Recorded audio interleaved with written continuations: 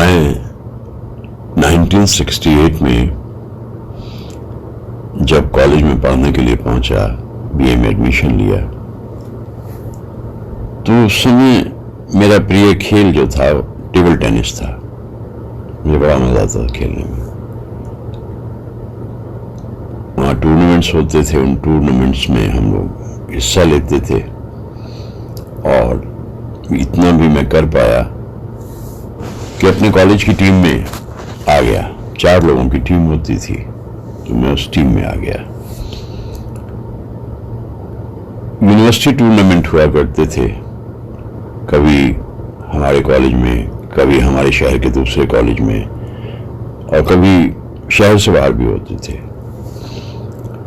दिन था 12 सितंबर 1971 और हमारे शहर के दूसरे कॉलेज में टूर्नामेंट चल रहा था। मैं इंतजार कर रहा था क्योंकि मेरी पारी अभी आने वाली थी।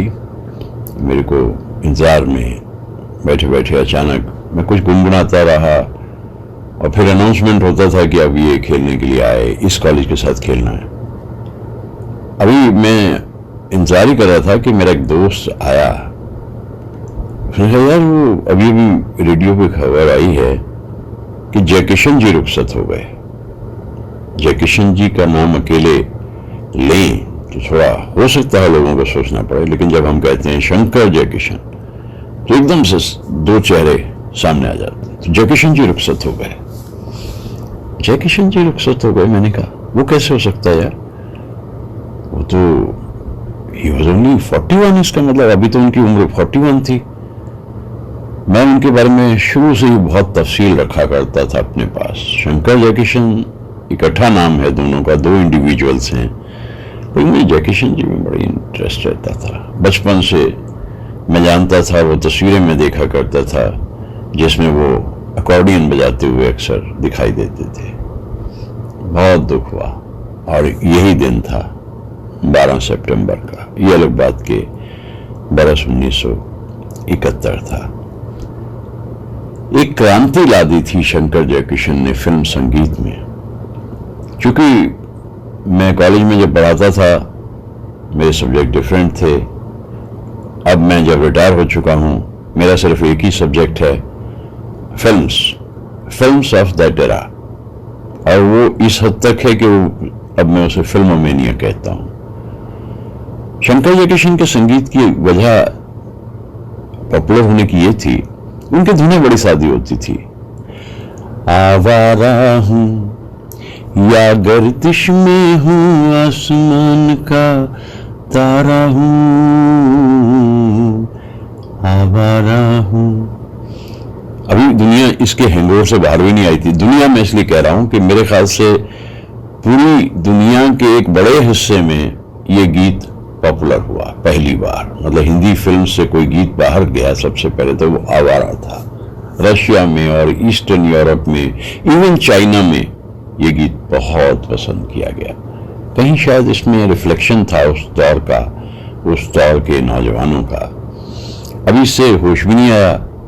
मेरा जूता है जापानी, ये पतलून इंग्लिस्तानी, सर पे लाल टोपी रूसी, फिर भी दिल है हिंदुस्तानी। मतलब 6-7 साल के बच्चे के लिए इन गीतों को गाना बहुत आसान होता था। अल्फाज शैलेंद्र जी के होते थे, आवाज मुकेश जी की और अदाकारी राज कपूर साहब की, शंकर जयकिशन। फिर थोड़ा और आगे बढ़े, सब कुछ सीखा हमने ना सीखी होशियारी। ये वो गाने थे जिन्हें मैं बिल्कुल उसी तरीके से रट लेता था बचपन में, जैसे संस्कृत पढ़ते हुए पठती पठत पठंती रटते थे ना हम लोग। आता समझ तो आता नहीं इसका मतलब क्या है, कहाँ ये इस्तेमाल, उन्हें रट लिया करते थे। तो उसी तरह इन गानों को मैं रट लेता था और फिर स्कूल में जो प्रोग्राम्स होते थे उनमें उनको गा देता था। एक अजब सी खनक है उनके संगीत में। याद आई आधी रात को, कल रात की तौबा, दिल पूछता है झूम के, इस बात की तौबा तौबा। अब ये देखिए, मतलब एक तौबा से काम नहीं चला, उसको बीट के मुताबिक दूसरी तौबा पे लगा दी।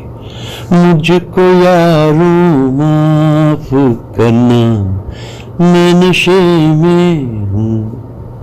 ऐसे लग रहा था जैसे पूरा युग शंकर जयकिशन के संगीत पे चल रहा हो, इतने पॉपुलर थे वो। पृथ्वी थिएटर में काम करते थे दोनों, हारमोनियम बजाते थे जयकिशन जी, इसीलिए पियानो और जिसे हम कहते हैं ना वो पियानो अकॉर्डियन उनका बड़ा प्रिय म्यूजिकल इंस्ट्रूमेंट था। और शंकर जी तबला बजाते थे और वायलिन भी बजाते थे। लेकिन इनकी किस्मत अच्छी थी कि बहुत जल्दी इन्हें दो बाकमाल म्यूजिशियंस मिल गए। दत्ता राम जी जो परकशन के स्पेशलिस्ट थे, मेरा जूता है जापानी टक टक टम डम डम डम, ये है ना बीट, जो इस बीट को तो आने वाले दिनों में फिल्म इंडस्ट्री में दत्तू ठेका के नाम से जाना जाने लगा। दत्तू ठेका, मतलब ये इनकी ही बीट है दत्ता राम जी की। और सेबेस्टियन साहब तो भाई कमाल के अरेंजर थे। मैं अब इन गीतों को उस हिसाब से सुनता हूं जैसे मैं एक जमाने में अपने स्टूडेंट्स को रिसर्च करा रहा होता था, पीएचडी करवा रहा होता था। तो पीएचडी की जो बारीकियां हैं, जो न्यूएंसेस हैं, उनको समझते हुए तभी तो जाकर के वो अवार्ड हो पाती थी। और मेरे सुपरविजन में 9 स्टूडेंट्स को पीएचडी मिली। ये मेरे लिए गौरव और गर्व की बात है। और वो सब के सब अब कॉलेज में लेक्चर। वैसे मेरे पढ़ाए हुए 16 विद्यार्थी अलग अलग कॉलेजेस में, डिग्री कॉलेजेस में प्रोफेसर्स हैं। ये मेरे लिए खुशनसीबी की बात है। तो दत्ताराम जी के साथ सेबेस्टियन साहब क्या अरेंजमेंट करते थे भाई। कोई इंस्ट्रूमेंट अलग नहीं होता था, ऐसा लगता था जैसे सारे इंस्ट्रूमेंट इसीलिए बने। बोल मेरी तकदीर में क्या है मेरे हम सफर, अब तो बता। जीवन के 2 पहलू हैं, हरियाली और रास्ता। अब देखिए इस गीत को, जब ये फास्ट टेम्पो में चल रहा है तो इसकी बीट अलग है, और जब ये स्लो टेम्पो में चल रहा है इसकी बीट अलग है। कुछ फिल्म्स शंकर जयकिशन की तो मेरे दिल पे छा गई हैं। पहले ही आपको बताता चलूं, 187 फिल्म्स उन लोगों ने की है, मतलब शंकर जयकिशन के बैनर के तले 187 फिल्म बनी है। 125 फिल्म उनमें से शंकर और जयकिशन ने एक साथ की हैं, यानी तब तक जयकिशन जी भी जिंदा थे। लेकिन उनकी मृत्यु के बाद भी शंकर जी ने अपना जो नाम रखा वो शंकर जयकिशन ही रखा। मैं उन धुनों को याद करता हूं, मैं सोचता हूं कि कितने काबिल संगीतकार थे। और आज जैसे 12 सितंबर है, खास तौर से मुझे जयकिशन जी याद आते हैं। जयकिशन जी को बहुत ज्यादा पसंद करती थी लता मंगेशकर। लता जी को भी देखिए भाई, आप ये किसी को चढ़ा करके, ऊंचा उठा करके आइकॉनिक बना दें, लेजेंडरी बना दें, रोल मॉडल बना दें, दिल तो उसमें भी धड़कता है ना। तो लता जी को जयकिशन जी बहुत पसंद आते थे, जी ही वाज वेरी हैंडसम। मेरे से जब भी कोई पूछता है भाई आपके पसंदीदा संगीतकार, मुझे सोचने में एक पल भी नहीं लगता शंकर जयकिशन। जो धनक, जो खनक और जो एक अलग सी दुनिया शंकर जयकिशन बनाते थे, वो नहीं बन पाई कभी कहीं किसी और जगह। सभी काबिल संगीतकार एक से एक, लेकिन कुछ था शंकर जयकिशन लिए। लेकिन कमाल ये है कि रंजिशें होते हुए भी धुनें जो बनाते थे, कमाल। ये दोनों अपनी धुनें अलग अलग बनाते थे और फिर उनको एक जगह कोलाश कर देते थे, पूरी फिल्म सामने बन के आ जाती थी। थे तो उस्ताद जयकिशन जी भाई, सीधी सी बात बता दूं, अवार्ड जीतने के लिए कोई भी रास्ता इख्तियार करना पड़ेगा तो वो कर लेंगे, या ये कर लेते थे काम। इनको जयकिशन जी को खासतौर से ट्रिक बड़ी अच्छी आती थी। लेकिन उसके बावजूद मैं कहूंगा कि दे वर हाईली टैलेंटेड। अब एक लफ्ज आता है अंग्रेजी में मोटिवेशन, दूसरा आता है प्लेजरिज्म। धुन कोई अच्छी लगी तो उसको भी जयकिशन जी इत्मीनान से ढाल लेते थे अपने संगीत में। मुझे गीत मुकेश साहब का बड़ा अच्छा लगता था कि आप भी लगता है।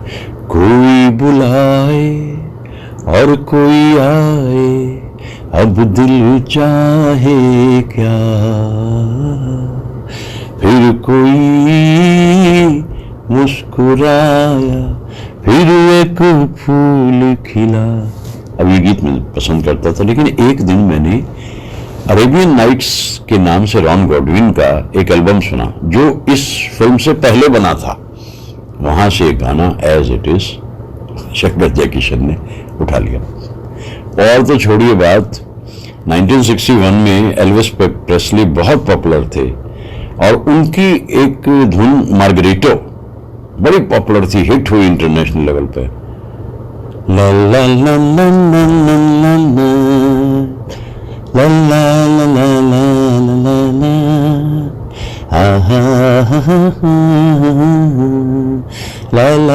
ला ला ला ला, ये धुन बड़ी पॉपुलर हुई एल्विस प्रेस्ली की और जयकिशन जी को पसंद आ गई, गाना बना दिया।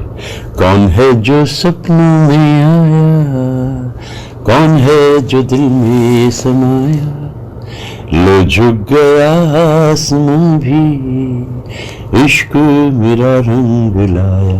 अब देखिए ओप्रिया साथ में लगा दिया, वो मार्गरेटो था उधर, इधर ओप्रिया हो गई, तो बड़े इत्मीनान से ये काम कर लिया। इसके अलावा और भी बहुत सारे गाने वो ले लेते थे।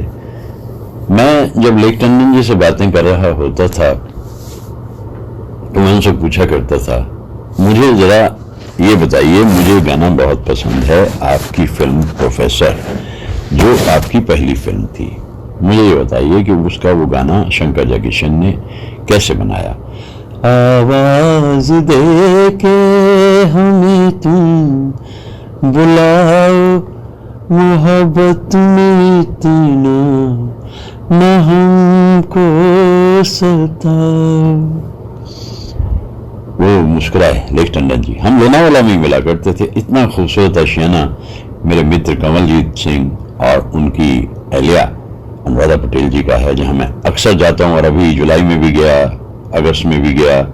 जाते जाते हो सकता है कि मानसून को विदा करने भी चला जाऊं। इतना खूबसूरत आशियाना जंगल में है, वहां हम बैठा करते थे लेक टंडन जी के साथ और हमेशा आते थे जितनी बार मैं जाता था। तो उन्होंने कहा ये गाना दरअसल शंकर जयकिशन ने बनाया, धुन इसकी हसरत साहब ने लिखा। रिकॉर्डिंग की बात आई, रिहर्सल चल रही थी, रिहर्सल में शंकर जयकिशन ने कुछ ऐसा किया कि मुखड़ा और अंतरा लता जी के हवाले है। उसके बाद में अगले अंतरिम में जो है वो रफी साहब को आना है, यानी शम्मी कपूर के लिए। इस बात पे लेक टंडन जी से नाराज हो गए शम्मी कपूर। शम्मी कपूर ने कहा, भाई लेक जी ये तो अच्छी दोस्ती निभाई आपने, मुखड़ा भी लता जी का यानी हीरोइन का और अंतरा भी पहला, तो मैं कहाँ हूं भाई, मैं क्या कर रहा हूं इस गाने में। उन्होंने कहा तुम जो कर रहे हो उसको स्क्रीन पे देखना, लेक टंडन जी ने शम्मी कपूर से कहा। बातचीत बढ़ी और राज कपूर तक पहुंची, जज बने राज कपूर। उन्होंने कहा भाई शम्मी जो कह रहे हैं मान ले इनकी बात, लेक टंडन बहुत काबिल आदमी है। और अगले अंतरिम में जब तुम आओगे, लेक जी ने कहा बस फिर देखना कमाल, लेकिन कोई तसल्ली नहीं मिली शम्मी कपूर को, नाराज ही रहे। खैर एनीहाउ गाना रिकॉर्ड हुआ, फिल्म रिलीज हुई और फिल्म जब रिलीज हुई तो मुझे बताया लेक टंडन जी ने कि पहली पंक्ति में बैठे हुए हैं देवानंद, महमूद, पंचम और इतने सारे फिल्म इंडस्ट्री के लोग, क्योंकि शम्मी कपूर की फिल्म थी, लेक टंडन जी की पहली फिल्म थी, तो इसलिए भरा हुआ था हॉल।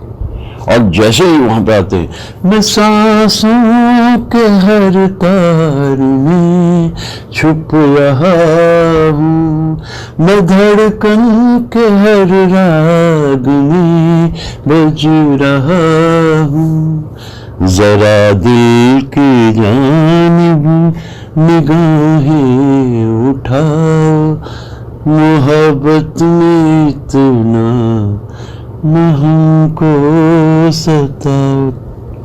लेक जी ने कहा मैं देखता रह गया, लोग उठ के खड़े हो गए, स्टैंडिंग ओवेशन, तालियां बज रही हैं इस अंतरे के ऊपर। शम्मी कपूर भी वहां मौजूद थी, उन्होंने धीरे से आंख मारी लेक जी की तरफ और लेक जी मुस्कुराए। ऐसे बना ये गीत उन्होंने बताया। मैंने फिर चलिए एक बार मैंने कहा अच्छा ये दूसरे गाने का भी बता दीजिए। वीरा वेदना के तो मैंने सैकड़ों गाने सुने हैं, लेक जी ये भी सुना दीजिए कि ये गाना कैसे बना, क्योंकि इससे ऊपर कोई वीरा वेदना का गीत जाता नहीं। जब भी इस गीत को सुनता हूं मैं सोचता हूँ यार कौन लोग थे वो जो ऐसे गाने बनाते थे।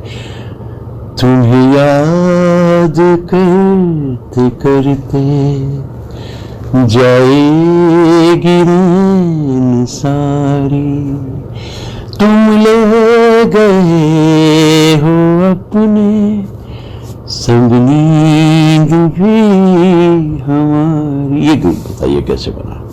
भाई इस गीत का भी इतिहास है। लेख जी ने कहा, कहते मैं दरअसल अपनी फिल्म में विरह वेदना दिखाना चाह रहा था आम्रपाली की।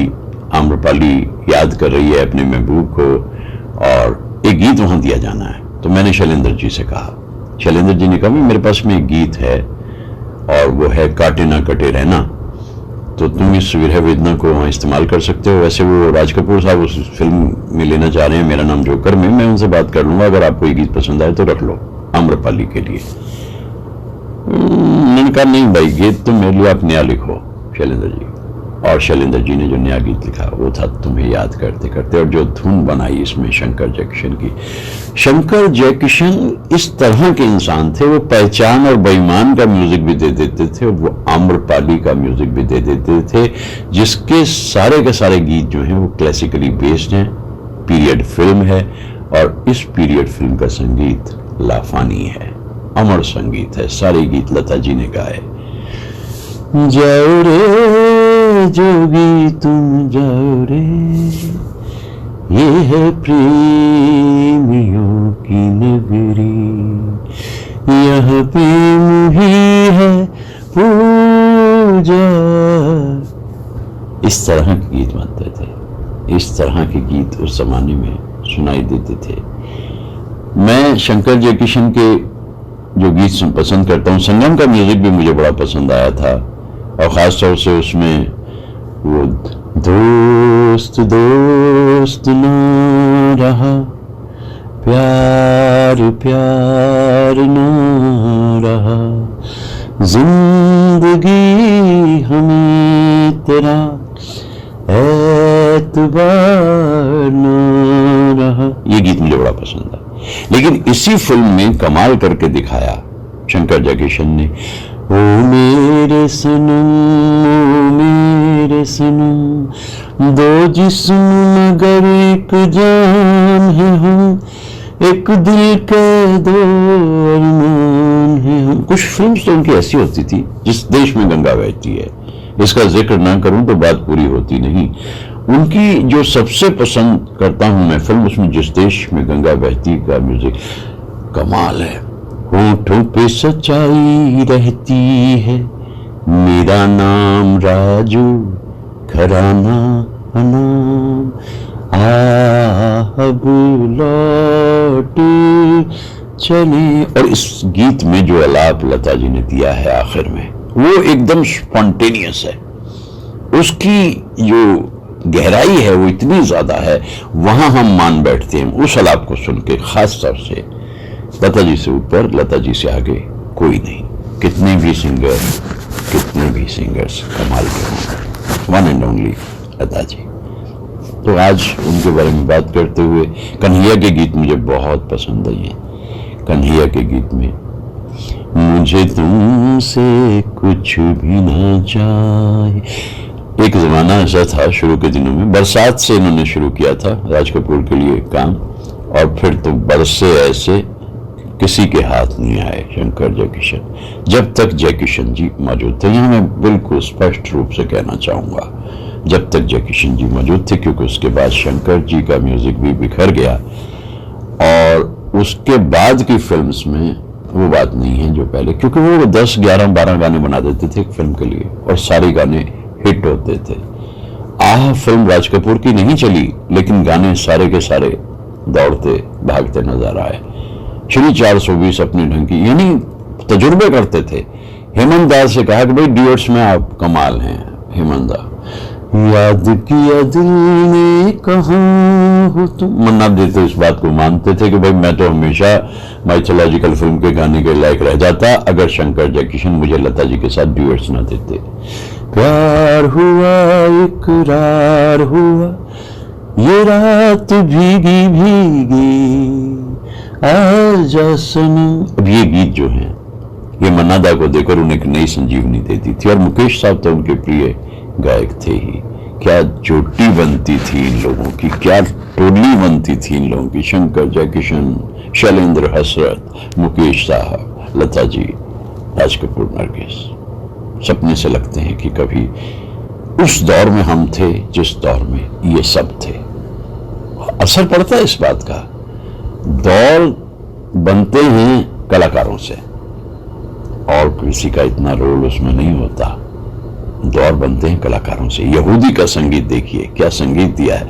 एक गाना मुकेश साहब का हिट हुआ, ये मेरा दीवानापन है, लेकिन इसके अलावा लता जी के जितने गीत उसमें उनकी अपनी खनक है। कितनी फिल्मों की बात करूं, कितने गीतों की बात करूं।